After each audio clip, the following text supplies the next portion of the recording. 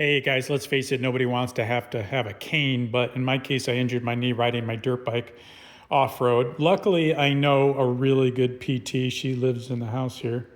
Won't mention who she is. But she's a professional of over 25 years, knows her stuff. So when you're adjusting your cane, this is a nice little cane. There's a link down below. Great bang for the buck. You want your cane to come to your wrists.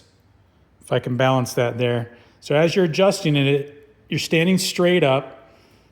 It should come to your wrist, the handle right there, so that when you raise up and grab onto it, you have that kind of distance. So measure the cane to your wrist. And I'll show you on this particular cane, it's really easy. It's got that little pin adjustment.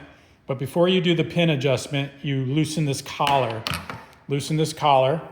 Slide the cane into position. So I told you where your wrist is at the handle, like that, when you're standing at a natural stand.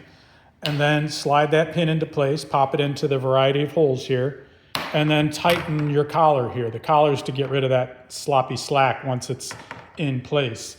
So once you've got that done, most of you probably aren't even using a cane correctly. A lot of people you'll see automatically use them wrong, and of course I started that way too, till my PT corrected me. So I've got a bad right knee temporarily. Luckily, it's healing quickly. So let's look at my feet. Okay, this one is the bad one, my right. So now you always go to the opposite hand when you have an injury. So bad right knee, put the cane in your left hand. Bad left knee or leg, put the cane in your right hand. So the goal is to offload the bad knee, correct?